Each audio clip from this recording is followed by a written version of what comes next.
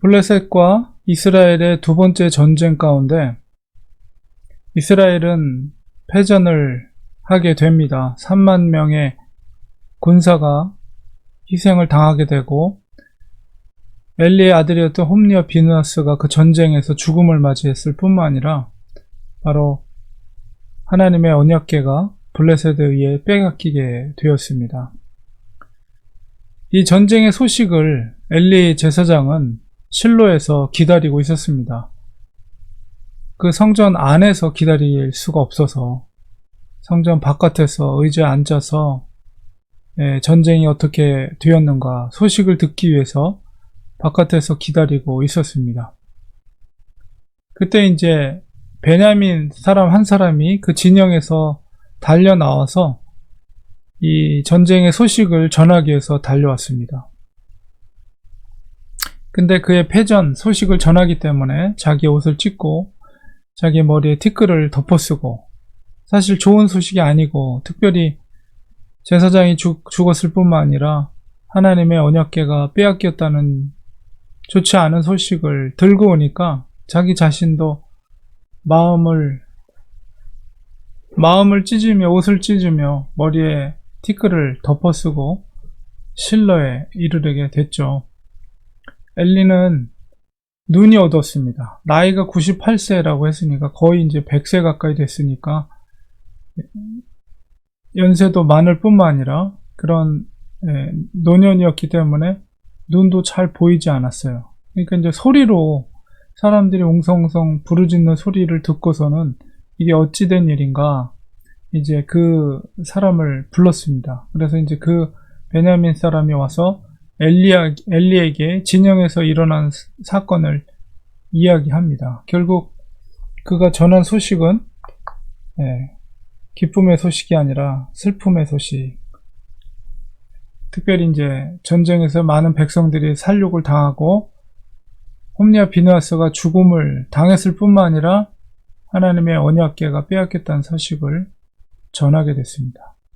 엘리 제사장은 왜 노심초사하면서 바깥에서 기다리고 있었는가?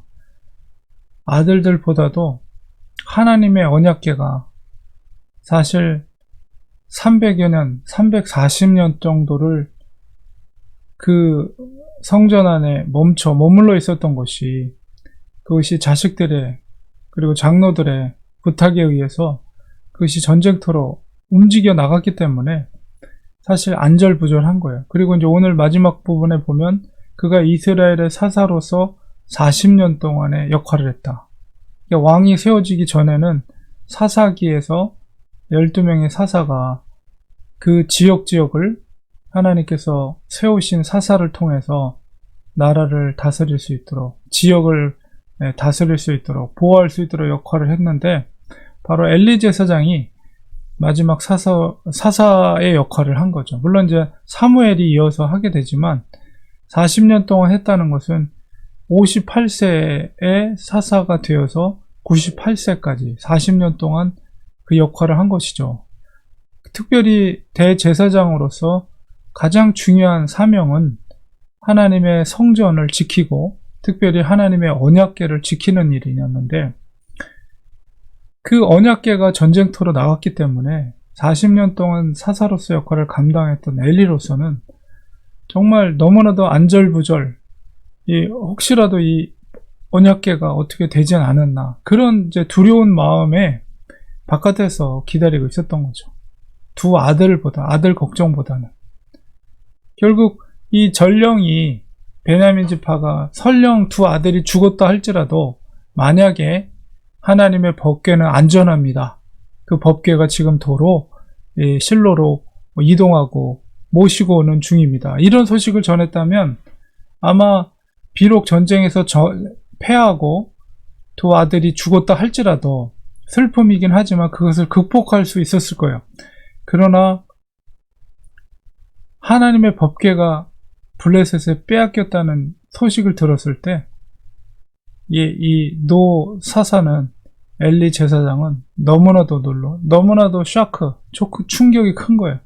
그래서 물론 나이도 많았을 뿐만 아니라 비대했다 이렇게 했는데, 앉아있던 의자에서 뒤로 넘어지는 바람에 목이 부러져서 그 자리에서 죽음을 맞이하게 됩니다. 그러니까 홈리와 비느하스가 죽게 될 것을 이미 하나님의 사람으로부터 들었기 때문에 사실 아들들이 죽는 거에 대해서 어느 정도 마음의 준비는 하고 있었는데, 이 하나님의 법궤가 빼앗겼으리라고는 상상도 못할 일이 일어났고, 그가 40년 동안 지켰던, 행했던 그 일에 대해서 너무나도 충격이 심했고 결국은 죽음을 맞이하게 됩니다.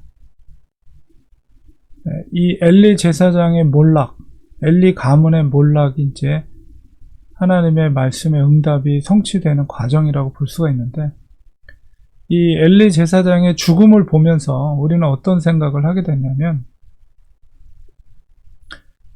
하나님께서는 때로 사실 40년 동안 사사로서의 역할을 엘리가 불충성하면서 했다라고 보기는 어려운 것 같습니다.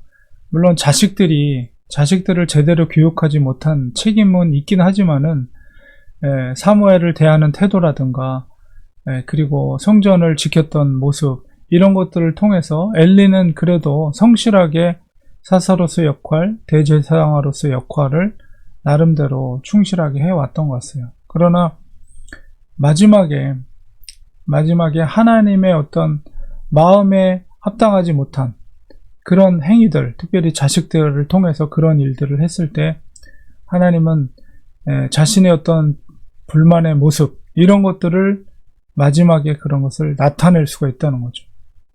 그렇게 하시는 이유는 다른 사람들로 하여금 이것을 보고 두려워하는 일종의 워닝, 경고를 주는 거예요.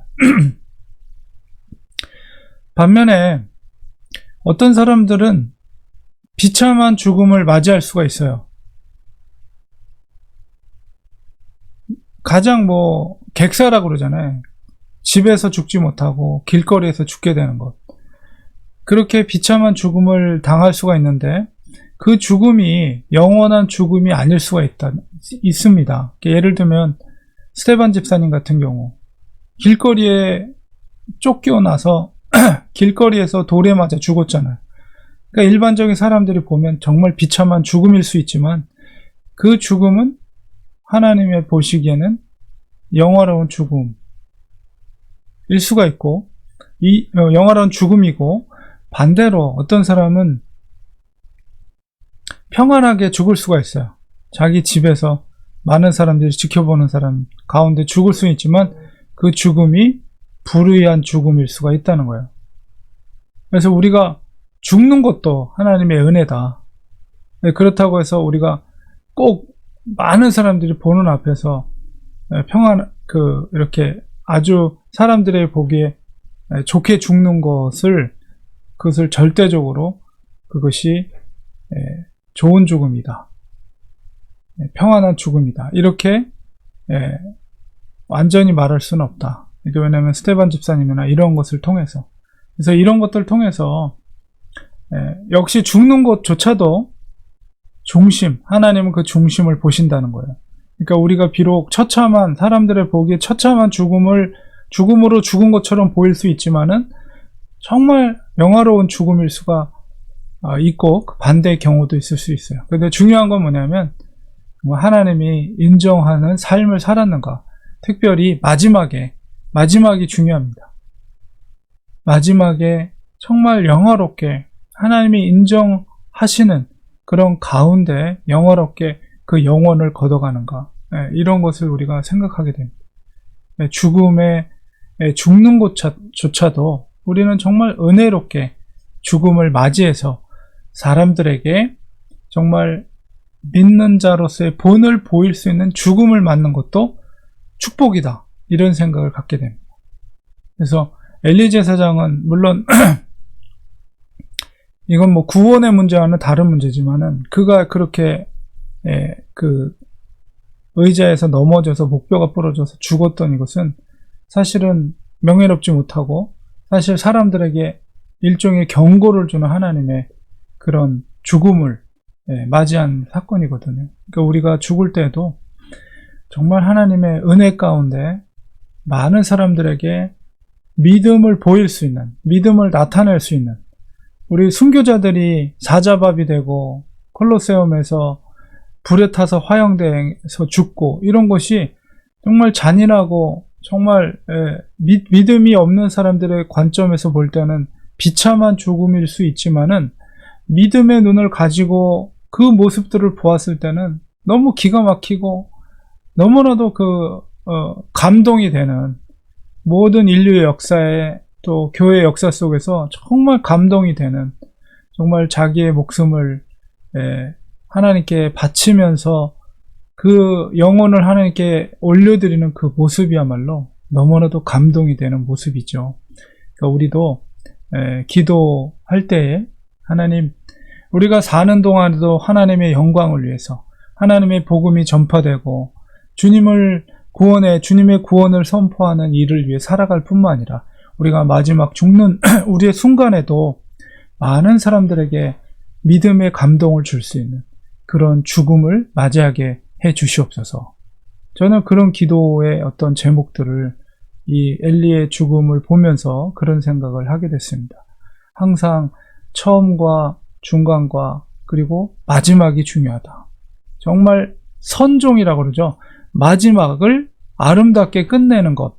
이것이, 물론 그것이 우리가 끝내는 건 아니지만은, 그러나 늘 하루하루를 믿음으로 살아가면서 하나님과 동행하며 주님을 붙잡고 믿음으로 살아갈 때 하나님은 그 마지막도 아름답게 끝낼 수 있도록 하나님께서 허락해 주신다는 것입니다. 그래서 우리가 처음부터 끝까지 마지막까지 사도 바울처럼 믿음의 변질이 없이 온전한 믿음의 모습으로 주님을 인정할 때 우리의 죽음조차도 하나님께 영광을 올려드릴 수 있다는 것을 우리가 생각하게 됩니다. 오늘 말씀을 생각하면서 하나님, 그렇습니다.